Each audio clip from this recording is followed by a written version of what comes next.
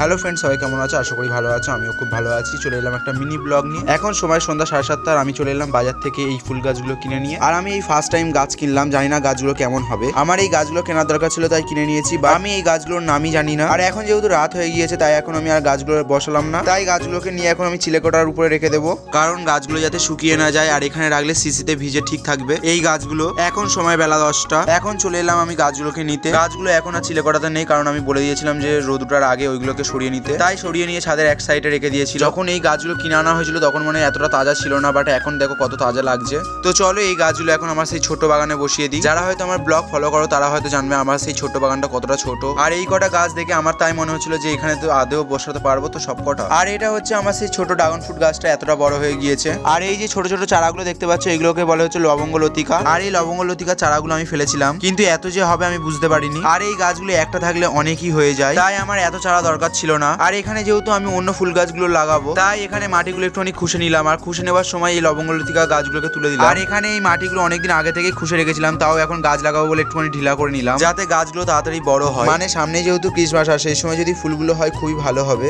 আর এখন আমি গাছগুলোকে ছাড় করছি, মানে যেগুলো একসাথে বান্ডিল করা ছিল সেগুলোকে আমি আলাদা করলাম। আর দেখতেই পাচ্ছি এখানে বেশ অনেকগুলোই গাছ আছে, মানে আমার এই জায়গার জন্য এনাফ। আর এটা হচ্ছে চন্দ্রমল্লিকা গাছ। আর এই গাছটা দুটো ছিল, বাট একটা ভেঙে গিয়েছে। তারপরে আমার যে কটা গাছ ছিল তারপরে সেগুলো আমি এক এক করে বসিয়ে নিলাম। আমি এখনো পর্যন্ত কনফার্ম হতে পারলাম না যে এই গাছগুলো আদৌ বাঁচবে কিনা। আর যদিও বা বাঁচে, ক্রিসমাসের সময় ফুল দেখতে পাবো কিনা এটা নিয়েও ডাউট ছিল। তো ফাইনালি আমার গাছ লাগানোর ডান। আর দেখতেই পাচ্ছ একটা শাড়িতে সব বসিয়ে দিলাম। তো কেমন লাগছে কমেন্ট করে জানিও। কিন্তু কেমন একটা যেন ফাঁকা ফাঁকা টাইপের লাগছিল, কিছু একটা মিসিং লাগছিল। আর সেটা হচ্ছে এইগুলোই, মানে সামনে থেকে বর্ডার দিয়ে দিলাম, কারণ আমার বাড়ির আশেপাশে এবং আমার বাড়িতে অনেক বাচ্চা আসা যাওয়া করে, আর তারা যাতে হাত না দেয় তার জন্যই আমি এইটা করলাম। বাট আমি 100% কনফার্ম যে ওরা হাত দেবেই, তাও নিজের মনকে একটু সান্ত্বনা দিলাম। তারপর চলে এলাম চার্চের সামনে, কারণ আমাদের চার্চের সামনেও ফুল গাছে চারা লাগানো হয়েছে ক্রিসমাস উপলক্ষে। তাহলে বুঝতেই পারছো যে ক্রিসমাস সামনে এসে গেছে, তার জন্য সবকিছু সেজে উঠছে। এখন সময় প্রায় 11:30 বাজতে যায়। আর এদিকে আমার ক্যামেরাম্যান বললো চল আমাদের ঘরেতে জলপাই আছে, সেইগুলোকে মাখাই চ। আর সেইগুলোকে আমরা ভালো করে মশলা দিয়ে এবং লেবু পাতা দিয়ে ভালো করে মাখিয়ে নিলাম। তো চলো আমার এই ছোট্ট মিনি ব্লগটা এখানেই শেষ করছি। দেখা হচ্ছে নেক্সট কোনো ব্লগ। আর ভালো লাগলে লাইক কমেন্ট শেয়ার করো। আর এখনো পর্যন্ত যারা আমার ফেসবুক পেজটাকে ফলো করোনি তারা ফলো করে নাও। আর আমার একটা ইউটিউব চ্যানেল আছে, সেটাকেও তোমরা সাবস্ক্রাইব করে নাও।